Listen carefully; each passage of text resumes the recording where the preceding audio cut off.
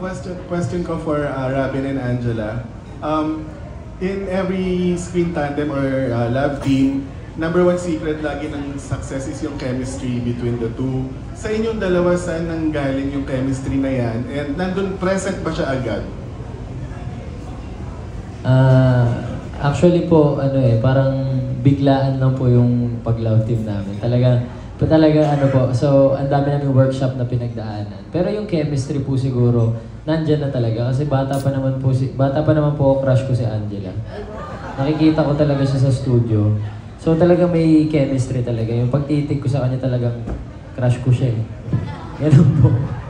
Ayun, yan lang. Angela, ikaw.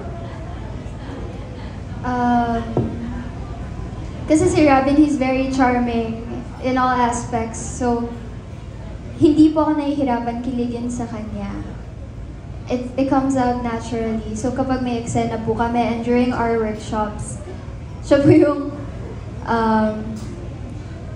he really does make me feel giddy and happy. And I think that helps a lot po with our chemistry.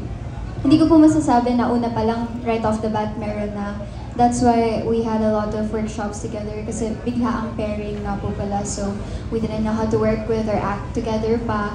But after the workshops and after a few days of taping sa SDP, parang mas naging comfortable ako sa kanya. And actually okay nga yung medyo hindi pa comfy sa isa't isa. Parang mas nakakilig. Pero parang yun pa. Doon pa ako humuhugot ng kilig. Sa kanya po talaga as a person. Okay. Next question is for